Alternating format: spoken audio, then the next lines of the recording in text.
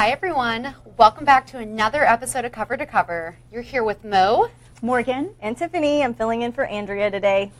Today we want to talk about Harper Lee, real life history as seen in Game of Thrones, other happenings in the fantasy world, and where we can now find book vending machines. But first, J.K. Rowling has revealed an amazing secret. In a recent interview about her charity Loomis, J.K. Rowling discussed her inspiration for starting the charity, and she dropped another information bomb on her fans. She discussed the story of her 50th birthday celebration. Though Rowling has a summer birthday, like me, she chose to celebrate at Halloween, and the theme for her party was Your Worst Nightmare. So Rowling dressed up as hers, a Lost Manuscript. Okay, she wrote a children's book by hand on the dress that she was wearing, and the book now hangs in her closet, and we might never get to read it. I don't even know what to think about this. It's crazy. I can't believe she took the time to write it all in a dress.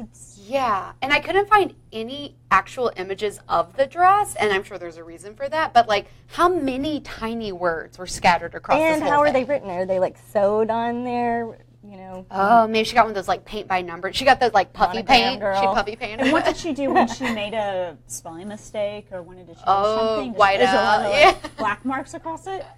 I love the idea, though, of your worst nightmare as a theme party for your birthday. I mean, my worst nightmare is a recurring bear dream, so I would be in bear costume. Oh. What would you guys be in? My worst nightmare would be in a plane crash. Oh. Plane crash costume. Yeah. It's a train wreck of a party. What would I look like? I don't know. Would I be all bloody or? I think maybe you would just be like an adorable plane. Like just come as like a cute plane. Like when you lifted your arms, you had like sleeves and they were wings. And then I run into people and fall on the ground. That's great. I have no idea, but I would be scared at the prospect of other people being dressed up as like giant spiders or like kidnappers. Like I don't know what my worst fear is, but it would probably You be... might find it at that party. Yeah, I think my worst fear is to attend that party and just be horrified at every turn. Well, you know what's really interesting about this story is that she has had a manuscript stolen. Right. So we reported on this back in May. Back in April, before we talked about the story, one of her manuscripts that she wrote on an index Postcard, card, yeah. was stolen sometime in April, and Now it's on her dress. So that's crazy. Her party was last Halloween, and then her worst fear it actually actually came true. happened. Yes. I feel like there wasn't that much press on that, so I think it's really interesting that, like, number one, it's her worst fear, and that she was just recently disclosing this party that she had, but, like, I didn't really see any talk about that, but I think that's terrible. Who would do that to Miss Rowling, our queen? Yeah, it was something she wrote for a charity for an auction. Oh. And it sold, and then whoever had it, it was stolen from their house. That's a bummer. Yeah, so she went to Twitter telling her fans, do not buy this. And even the police went to Twitter and said, hey, give us any information if you find this story on an index card. I don't know what it looked like. Maybe it was framed or something. Yeah. Ooh, bummer. Well, earlier this year, another story for you ladies, author Wayne Flint published a book called Mockingbird Songs, My Friendship with Harper Lee. The book chronicles his friendship with the late Harper Lee, who went by her first name of Nellie. The book is a testament to their friendship and to the value and slow cultivation of such a relationship. Flint admits that their friendship took some time to develop, but he eventually became a confidant. Flint maintains in his book that Lee was well aware of the upcoming publication of Go Set a Watchman, and that she was very enthusiastic about it. He also says that her personality was not cold and aloof as she was often reported to be.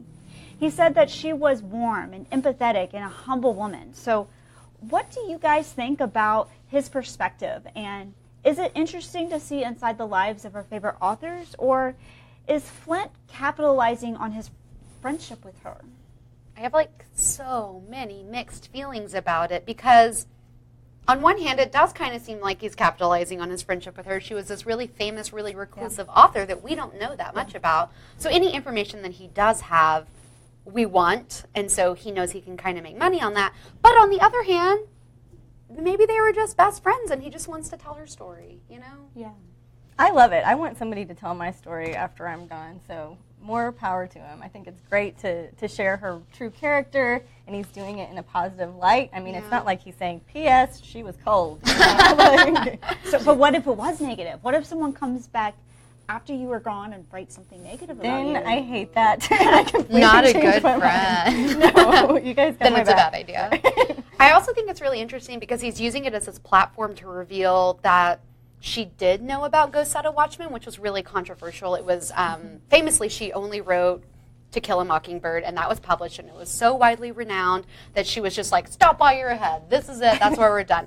But then recently, Go Set a Watchman was published, and we weren't quite sure how she felt about that. So if she was into it and excited about it, that's good news. So hopefully he didn't lie, right? I would think not. Hopefully. Well, knows? let us know in the comments what you think and if you will read this book that tells more about her life. Yeah, and speaking of things that we love to talk about, do you guys ever ask yourself where our favorite fantasy authors get their ideas from? Well, some scholars are already mapping it out for us. Game of Thrones versus History Written in Blood is a collection of thought-provoking essays written by medieval historians who look at how the world of George R.R. Martin's A Song of Ice and Fire draws from and differs from historical happenings. And the topics covered in the book range from the War of the Roses, barbarian colonizers, slavery, the nature of medieval warfare, and many other myths and legends that we know from history. The project is spearheaded by Brian Pavlak, and when asked what inspired him to put the project together, he said he was inspired by the pop culture and philosophy series by William Irwin at King's College. He also feels that drawing from historical roots helps us to relate to the material better. So what do you guys think? Do we enjoy having our favorite escapes related to in real life events, or does it ruin the magic? I know me personally, those classes sound like something College Mo would definitely be interested in taking. I don't know that my parents would have agreed with that, but I certainly would have signed up for them. There's so many classes I took in college, and I just think back, like, why? I took a course called Death Penalty in America, and I learned all about the history of the death penalty. That's fascinating. That is bleak. Fascinating, but now I'm still paying for it. Yeah. You're like, did I need to know that? Did I really need to know this? My first semester in college, I took canoeing, scuba diving, aerobics, and something else, and my mom was like, not summer camp. That would have only been completed for me to add in, like, in a course on all things J.R.R. Tolkien. I would have been like, where's my checkbook? How do I sign up for that? I do like that this information is available and is an option, Yeah. but I do wonder if it does kind of kill the magic, though, because does it take you out of the fantasy element for, like, it's kind of like if your sister, or, like, even if you had, like, a Debbie Downer person, if you were just, like, sitting there watching and you were like, oh, dragons and unicorns and magic and love, and somebody came in and was like, actually, this is based on the historical event, the War of the Roses. Like, I didn't ask for that right now, but, like, thank you for the information. Stop making it so real. So, I don't know. well, I think some people will just have to decide. They're just going to be like, la, la, la, don't tell me this. Yeah. And so, let us know what y'all think. We would love to hear if you think it's a waste of time or too much information or what. well, ladies, right now we're going to take a quick break. But when we get back, we're going to talk about and discuss the land of stories and other books we can lose ourselves in. So we'll see you in a second. Boy.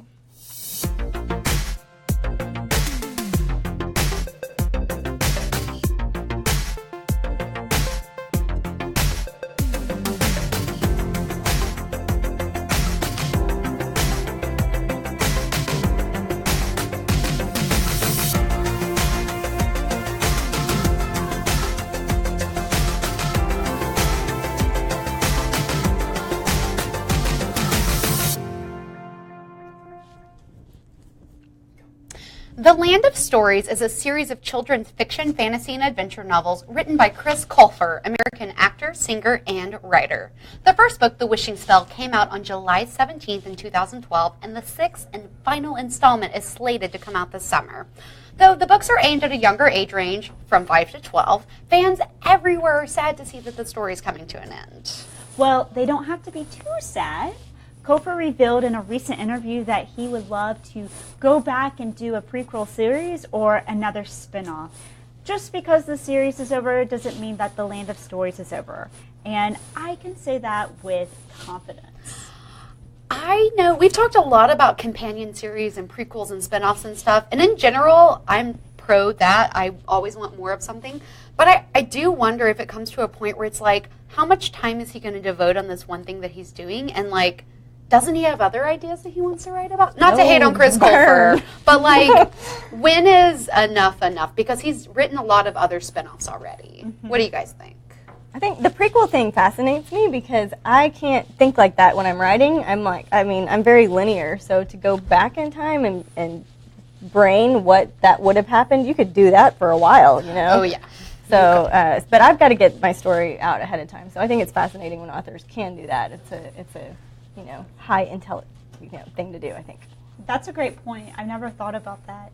I do think that when he gets to a book that quits selling, then he'll probably eventually go to something. And that's when we're done. But, like, I like that Harper Lee mentality of, like, get out while you're ahead. Like, if you're doing great and it's selling really well, like, wouldn't you not want to get to that point where it's like, oh, there's another one, nobody bought it. Right. But then again, also money, so, like... And then you're like, remember that time I wrote that other one? It's just, like... Yeah, let's go back to the good old days. But Chris Colfer is also famous for being an actor on Glee. He plays Chris Hummel. And so I wonder also if his series is really popular because he's an actor first and a writer second. Yeah. Mm. So hopefully that's working out for him. It seems like it's going well. Love it. Well, guys, so Morgan told me she had gone to see A Dog's Purpose, and she cried 3 times. So I knew it was going to be awesome, and I thought I would go read the book behind it.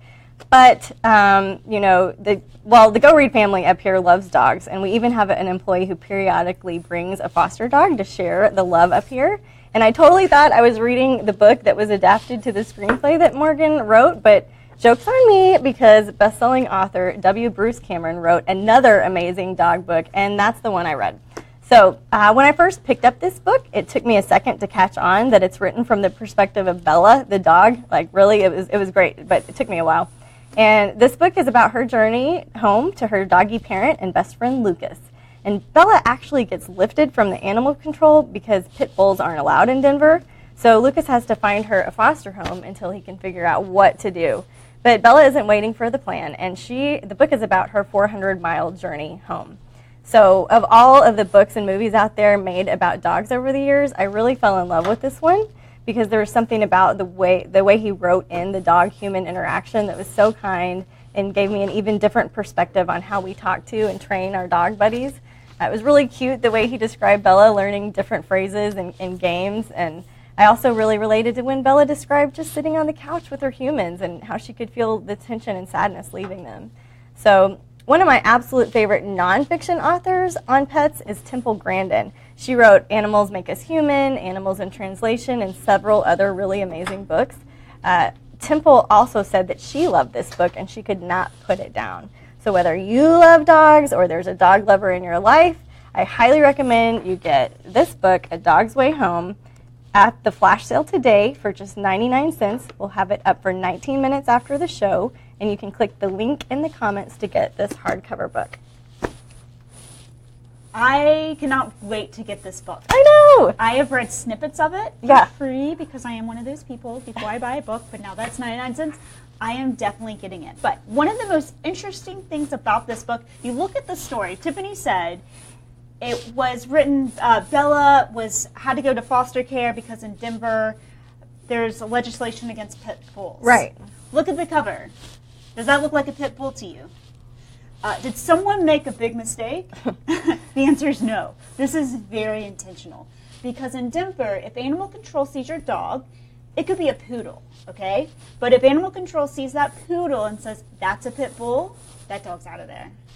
I love that you looked that up, and that's terrible, but that just kind of means they can pick and choose any dog, and why would they? I mean, Bella is an awesome dog. I don't know why she got lifted away from her. It's so sad. There's so much discrimination against breeds and pit bulls especially. So it's really good for there to be a story out there, like a heartwarming sort of recount of like things that can go right, because there is so much right in the world. And it's not even a pit bull. Yeah. That's why that picture of that dog's there. It's not a pit bull. Bella is not a pit bull. It just has, she's a mix of something, just a mutt. Yeah. But maybe kind of looks like a pit bull. I don't know. So there's something there about labels and not judging because she's not a pit bull, but even if she was, it's not fair. Well, and I want you guys to know that this is not just a journey home story. I mean, there really was more to it. I really thought this book was different than all the other dog books out there, so I really loved it, and I hope you guys get a chance to read it too. Do you remember that movie, Homeward Bound? Yeah! If you've seen that movie and you love the movie, it's about 2 dogs and a cat, right? Right. It came out in like 1993 or something like that. Michael J. Fox was one of the dogs. This book might remind you of that movie. Yeah. And I've also read that the book is written in such a way that it's suitable for even young readers. Oh, nice. Yeah, right. I would say maybe middle-aged readers. There's a little part in the beginning, maybe. A little touch and go. Yeah. It's really cool that it's written from the dog's perspective too, because especially for like younger people to see, it's just another side of empathy. Give them another way to relate to animals and have that part of their heart shine. Well, and it was easy to love the main character. You know, the protagonist was a really sweet dog named Bella who loved her people, right? Yeah. You know? Yeah. So he has written several gajillion books. a lot of books about dogs. Yeah. And me as a dog lover, I was this close to bringing him my dog I today. know, we wanted you to. Sorry, but I have some pictures because my phone is just full of pictures of my 2 dogs. Yeah. And if you haven't seen it, my dog was a star in one of the videos we made about pickup lines, so that would be Wyatt. Right. He is a little wiener dog, and so he's in there. My other dog is some kind of mutt. They're both rescues, so love this story. But ladies, I have another question for you. Wouldn't it be great to have that book and other books readily available in vending machines? Yes. Yes. Like, I'm going to go order this book, but what if I could just go pick it up in a vending machine like a soda? Right. Well, someone has taken on this concept. Our friends in Toronto at a coffee shop has a vending machine called Biblio-Mat where they sell books on demand for $2. And the vending machine randomly spits out a book. I love so you it. don't pick. It just randomly gives you a book. This Biblio-Mat machine is at the Monkey's Paw. It's a vintage bookstore in downtown Toronto, so if I ever get there, I'm definitely going to go there. The owner estimates that the Biblio-Mat dispenses around 100 books per week. So, guys, would you take the chance and spend $2 to get some book randomly and add it to your next TBR list? Yes. Absolutely. Easy sell for me. Yeah. I mean, and then I don't have to pick. That's part of the problem is, like, what amazing book am I going to read next?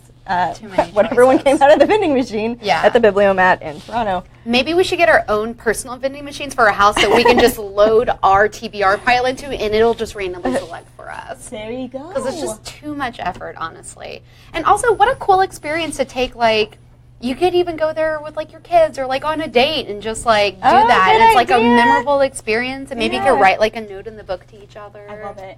And a $2 book. So cheap. And do the books get hurt? Or are they like, cuckoo? I'm sure they're gently laid down for you. Okay, awesome. Very slightly. It's kind of like Netflix for books, you know? Yeah. Except Yeah. again, you don't have to get lost in the hours of The library. scrolling through. Yeah. Sitting there and like having this big long line, people like, all right, which book? You just They're get just the like, one. this one. Book lottery. Well, I think that's really cool. But speaking of other cool things, you guys know that we're always talking about all these different cool Harry Potter adventures and events and stuff that you can attend. Usually that stuff's in London. But there is a really cool place right now that you can visit in New York City. The New York Academy of Medicine in East Harlem has put together a special collection in their digital archive of books dating back to the 15th century that cover many of the mythological creatures and plants that we love from the Harry Potter series. The collection is dubbed How to Pass Your O.W.L at Hogwarts, a prep course. The OWLs, of course, ordinary wizarding level exams, are taken by 5th years at Hogwarts School of Witchcraft and Wizardry, and the collection includes prep materials for 7 of the courses. We have Care of Magical Creatures, Defense Against the Dark Arts, Divination, Herbology, History of Magic, Potions, and Transfiguration. The collection was meticulously put together by library curator and Harry Potter superfan Anne Garner. For now, the collection is accessible through their digital archive, but tours are coming soon so that you can go and see the text in person. Rad. And I'm already, like, getting on my travel website and booking my tickets because, like, again, I have to do this. It's amazing. It's so cool. I love it. I want to be Anne Garner's best friend. I mean, who doesn't want her Right? job? That's a really cool gig. She definitely has the best job. in the world. So maybe it'll be available soon and we can apply. Thanks, Anne. We love you, right? Yeah. So. Well, on another note of Harry Potter, a story for those who are not squeamish when it comes to spiders, Iranian entomologists discovered a newly identified spider near its burrow in a mountainous region of southeastern Iran's Kerman province. The spider looks so much like the fictional giant Aragog from the Harry Potter series that the team decided to name it after him. One of the researchers noted that the new spider, Lycosa Aragogi, was discovered on April 26, 2016, almost 19 years to the day after which Aragog died, which was April 20th in 97. They felt it was a nice way to honor his memory and to honor the 20th anniversary of Harry Potter. So this kind of reminds me of like when kids are given free reign to name things and they just like cling to one thing and they're like, that dog's name is Vampire. Is that what these people did with the spider? They were just like, that spider.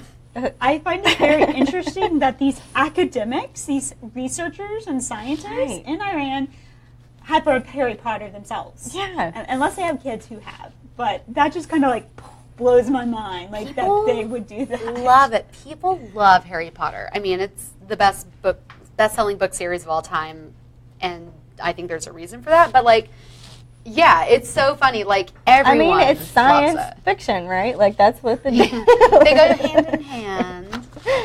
It kind of makes me want to, like, next time I get a pet, name it after something in Harry Potter. Like, my next dog is Buckbeak, or my cat is going to be Fluffy, or something. So everything in our household was Sparkles for a long time. So. Sparkles? Yeah. Keep it simple, one name. Yeah, I like that. Well, you ladies know that where we live here in Texas, we have tarantulas. Right. They come out before it rains. And, Yeah. And so I've seen some of them. I posted on my Facebook, and people freak out. But, Hashtag Aragog. Right. so I'm going to start posting pictures of them when I see them, which luckily is not too often, and name them after Harry Potter characters. Right. Yeah. Stay tuned for that. Yeah. Little Hagrid. Well, I want everyone to know who's watching today, we are now on Instagram. Yay. So we are at Go Read Official, and you can see the handle here, right below me, and you can use the hashtag cover to find us. We would love to interact with you there as well. Also, let us know in the comments if you never want to hear again about spiders, or if you are the type of person who randomly names all animals that you see after mythical creatures, like some of these ladies. And as always, share this post, send us a message for a free t-shirt. Yay! When you send us that message, make sure you tell us your style. We have V-neck and crew neck, your size, and your mailing address, and we will get that out to you.